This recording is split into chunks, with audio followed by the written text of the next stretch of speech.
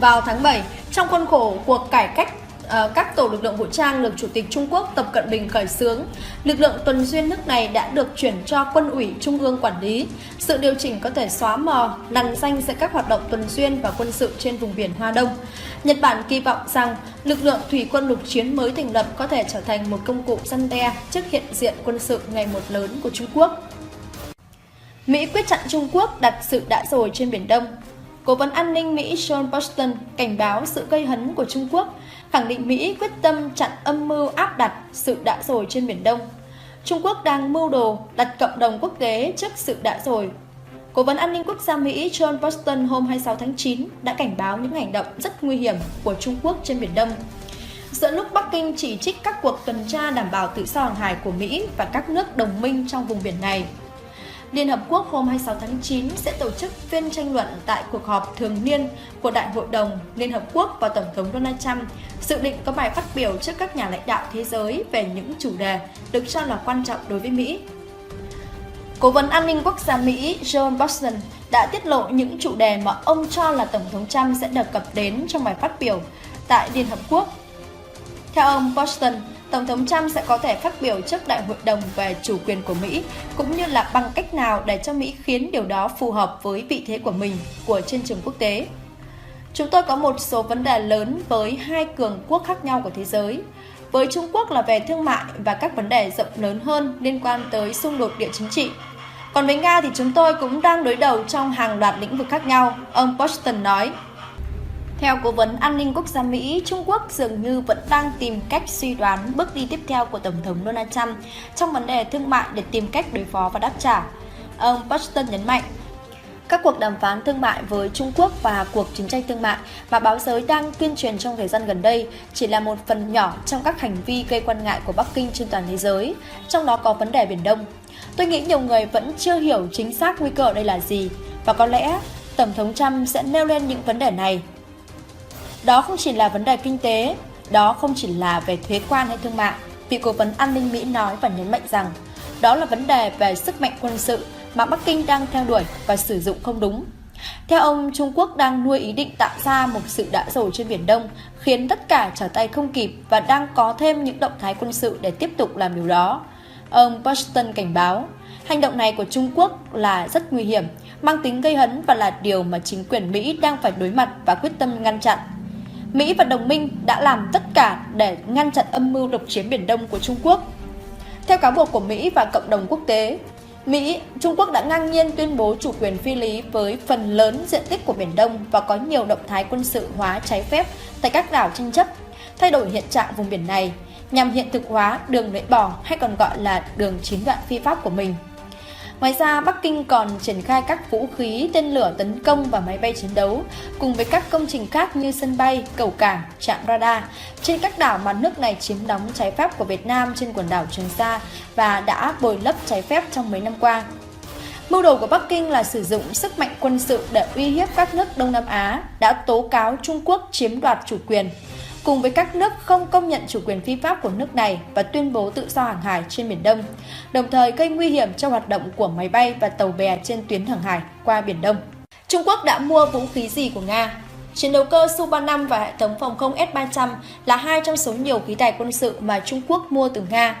Thống kê của tập đoàn xuất khẩu vũ khí Rosoboronexport cho thấy Moscow trong năm 2017 đã bán cho Bắc Kinh số vũ khí có tổng giá trị là 15 tỷ USD, duy trì được doanh số bán hàng của năm trước. Nga là nhà xuất khẩu lớn vũ khí lớn thứ hai thế giới, chỉ đứng sau Mỹ. Cả hai nước chiếm hơn 50% tổng doanh số xuất khẩu vũ khí toàn cầu. Trong khi đó, Trung Quốc chỉ chiếm 6% xuất khẩu và nằm trong số 5 nhà nhập khẩu vũ khí hàng đầu.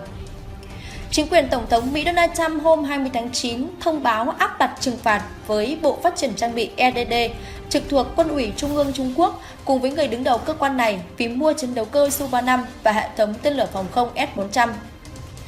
Sukhoi Su-35, Trung Quốc đặt mua 24 tiêm kích đa năng Su-35, bản nâng cấp của Su-27. Bộ Ngoại giao Mỹ cho biết cường quốc châu Á vào tháng 10 năm 2017 đã nhận 10 chiếc trở thành quốc gia ngoài Nga đầu tiên sở hữu máy bay này. Su-35 được trang bị hai động cơ phản lực AL-117S cùng với vòi kiểm soát vector đẩy. giúp cho tiêm kích cơ động khi bay tốc độ thấp. Radar đa chức năng của Su-35 có thể theo dõi 30 mục tiêu cùng lúc. Tháng 5 vừa qua, Trung Quốc đã cho Su-35 hộ tống máy bay ném bom chiến lược H-6K bay qua eo biển Ba Sĩ.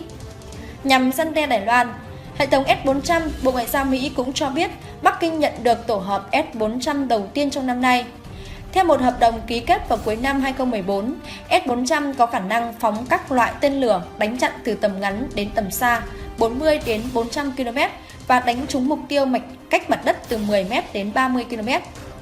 Lập thành nhiều lớp phòng thủ, hệ thống radar hiện đại giúp cho hệ thống phòng thủ này cải thiện năng lực phát hiện máy bay tàng hình cũng như chống nhiễu. Một tổ hợp S-400 gồm có 72 bệ phóng với 384 tên lửa, theo dõi được 300 mục tiêu cùng lúc, tấn công 36 mục tiêu cùng một lúc. Nga dự kiến bán S-400 cho Thổ Nhĩ Kỳ. Thương vụ này khiến cho Tổ chức Hiệp ước Bắc Đại Tây Dương NATO lo ngại. Trực thăng Ka-11, Trung Quốc năm 2016 mua 7 trực thăng đa nhiệm Ka-32A11VS, bổ sung thêm 2 chiếc vào năm 2017. Hợp đồng mua bán có cả thỏa thuận huấn luyện cho phi công. Trực thăng Ka-11 có đủ khả năng thực hiện nhiều nhiệm vụ từ cứu hỏa, tìm kiếm, cứu nạn đến tuần tra. Nó có thể mang hàng hóa ở trong lẫn ngoài thân, hạ cánh chính xác trên địa hình đồi núi hay đô thị đông đúc.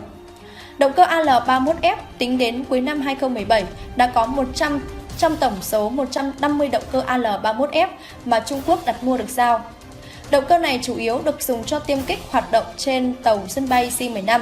Mẫu thử nghiệm tiêm kích tàng hình C-20 cũng trang bị AL-31F khi động cơ nội địa WS-10 không đáp ứng được yêu cầu. Ngoài ra, Bắc Kinh còn mua 400 động cơ AL-31FN cho tiêm kích C-10 cùng với AL-41F1S dự phòng cho Su-35, động cơ D-30, máy bay ném bom H-6K và máy bay vận tải quân sự Y-20 của Trung Quốc sử dụng động cơ tua bin 20 D-30. Với D-30 thì chiếc H-6K được đưa vào hoạt động từ năm 2009, có bán kính chiến đấu là 3.500 km. Ngoại trưởng Mỹ Trung công khai thách thức khi chạm mặt ở Bắc Kinh. Ngoại trưởng Mỹ Mike Pompeo và người đồng cấp Trung Quốc Vương Nghị đã có những lời lẽ đầy thách thức trong bối cảnh căng thẳng leo thang giữa hai nước. Cuộc gặp của Ngoại trưởng Mỹ Mike Pompeo và Ngoại trưởng Trung Quốc Vương Nghị diễn ra ở đỉnh điểm cao trào khủng hoảng quan hệ Mỹ-Trung. Với tranh chấp thương mại leo thang, đối thoại quân sự bị hủy bỏ và hai bên đổ lỗi cho nhau về cuộc tiếp xúc tàu chiến ngoài Biển Đông. Phó Tổng thống Mỹ Mike Pence trước đó đã vạch ra chiến lược mới của Mỹ, chuyển đổi từ hợp tác sang đối đầu với Trung Quốc, buộc tội Bắc Kinh phá hỏng lợi ích của Mỹ trên nhiều lĩnh vực, bao gồm can thiệp vào các cuộc bầu cử ở Mỹ. Tại cuộc gặp với Ngoại trưởng Pompeo, Ngoại trưởng Phương trực tiếp buộc tội Mỹ leo thang căng thẳng thương mại, gây rắc rối đối với Đài Loan và chỉ trích một cách vô lý chính sách trong nước và nước ngoài của Trung Quốc. Chúng tôi yêu cầu Mỹ ngừng hành động sai lầm này lại, ông Vương nói. Bên cạnh đó thì ông Vương cũng nói rằng ông hiểu rằng Ngoại trưởng Mỹ muốn thảo luận về Triều Tiên và điều đó cho thấy Bắc Kinh và Washington cần có một mối quan hệ song phương ổn định và phát triển. Theo WSG, bình luận dường như hàm ý Mỹ không nên coi sự hợp tác của Bắc Kinh trong vấn đề Triều Tiên là lẽ đương nhiên. Đáp lại trong bài phát biểu mở đầu, Ngoại trưởng Mike Pompeo nói Mỹ có một sự bất đồng nền tảng với Bắc Kinh về các vấn đề mà ông Vương xác định. Chúng tôi vô cùng lo ngại về những hành động của Trung Quốc và mong có cơ hội thảo luận từng vấn đề này trong ngày hôm nay bởi vì đây là một mối quan hệ vô cùng quan trọng. Ông Pompeo nói, Ngoại trưởng Mỹ cho biết ông muốn chia sẻ những chi tiết về chuyến đi đến Bình Nhưỡng, đảm bảo rằng Bắc Kinh và Washington đang cùng nhau hướng tới phi hạt nhân hóa bán đảo Triều Tiên. Dù vậy, ông nói cảm thấy tiếc vì Trung Quốc chọn không tổ chức đối thoại ngoại giao và an ninh, một cuộc họp thường niên giữa các nhà ngoại giao và quan chức quân đội hai nước dự kiến diễn ra giữa tháng 10. Ông Vương nói, hủy đối thoại không phải là quyết định của Trung Quốc. Theo WSC, sự rạn nứt của hai bên còn thể hiện khi mà ông Pompeo không tổ chức họp báo chung với ông Vương và trả lời phóng viên trước đó rằng ông không có kế hoạch gặp Chủ tịch Tập Cận Bình. WSC dẫn lời một quan chức Bộ Ngoại giao Mỹ cho biết ông cảm thấy ngạc nhiên với những phát biểu của Ngoại trưởng Trung Quốc. Trả lời trong một buổi họp báo thường xuyên, người phát ngôn Bộ Ngoại giao Trung Quốc Lục Khang cho biết ông không nghĩ căng thẳng Mỹ-Trung sẽ làm ảnh hưởng đến quá trình hợp tác về vấn đề Triều Tiên. Trung Quốc khẳng định không xáo động khi Mỹ gia tăng sự hiện diện ở Biển Đông. Bắc Kinh phản ứng giận dữ với thông tin Hải quân Mỹ xem xét một đề xuất mật làm phô trương sức mạnh trên toàn thế giới nhằm chống việc quân đội Trung Quốc cản trở hoạt động phòng thủ của Mỹ trên Biển Đông và eo biển Đài Loan. Báo Washington Times thuật một bài xã luận đăng trên trang web của Hoàn Cầu Thời báo Trung Quốc hôm 4 tháng 10 cảnh cáo Washington phải kiềm chế, nếu không thì các biện pháp ngăn chặn của Trung Quốc sẽ gia tăng. Bài xã luận nhằm phản ứng thông tin của CNN từ tháng 11 tới, máy bay quân sự và quân nhân Mỹ sẽ có nhiều cuộc tập trận trên Biển Đông và eo biển Đài Loan. Đề xuất này có nghĩa tàu chiến và các máy bay Mỹ sẽ hoạt động gần các lực lượng Trung Quốc. Thông tin của CNN chưa được kiểm chứng, nói các cuộc tập trận sẽ chứng tỏ khả năng Mỹ có thể nhanh chóng đánh bại bất kỳ kẻ thù tiềm năng nào trên nhiều mặt trận và thực hiện quyền tự do đi lại trên vùng hải phận quốc tế, nhất là ở Biển Đông, nơi mà các ảnh vệ tinh đã vạch trần hoạt động của Trung Quốc xây trái phép và quân sự hóa các đảo nhân tạo trên Biển Đông trong những năm gần đây. Bài xã luận của Hoàn Cầu Thời báo đặt câu hỏi, có phải Lầu Năm Góc sắp tổ chức khiêu khích lớn trên biển Hoa Nam và eo biển Đài Loan? Thông tin của CNN không thể xem là bằng chứng, nhưng thông tin này xem ra xác nhận Mỹ đã chỉnh sửa chiến lược đối với Trung Quốc. Gần như chắc chắn là Mỹ sẽ ráo riết tăng cường khiêu khích chống Trung Quốc. Bài xã luận viết thêm, xã hội Trung Quốc đang thích ứng về tâm lý với việc Mỹ sửa đổi chiến lược. Bất kể Mỹ tăng sức ép thế nào chăng nữa, Trung Quốc sẽ không bị xáo động. Các thông tin của CNN và Hoàn Cầu Thời báo đều nhấn mạnh căng thẳng trong quan hệ quân sự Mỹ-Trung, nhất là việc khu trục hạm Lan Châu của Hải quân Trung Quốc đã xua đuổi khu trục hạm Decatur mang tên lửa dẫn đường của Hải quân Mỹ ngày 30 tháng 9.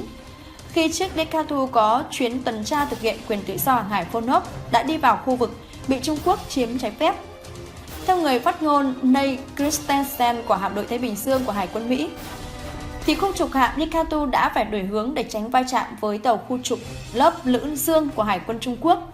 Ông gọi đó là một cách tiếp cận thiếu an toàn và không chuyên nghiệp của Hải quân Trung Quốc. Khu trục hạm Trung Quốc chắn trước mũi tàu Mỹ với khoảng cách chưa đến 45 mét và khu trục hạm Decatur phải đổi hướng để tránh va chạm. Quan hệ Mỹ-Trung căng thẳng từ khi ông Donald Trump làm Tổng thống Mỹ. Ông tuyên bố chiến tranh thương mại với Trung Quốc và duyệt bán vũ khí trị giá 1,3 tỷ USD cho Đài Loan, khiến Bắc Kinh khó chịu. Hai bên đã có những vòng áp thuế trả đũa lẫn nhau và Trung Quốc cấm tàu tấn công đổ bộ Wasp của Hải quân Mỹ thăm Hồng Kông trong tháng 10. Bắc Kinh cũng đã hủy các cuộc đối thoại quân sự với Mỹ do chuyện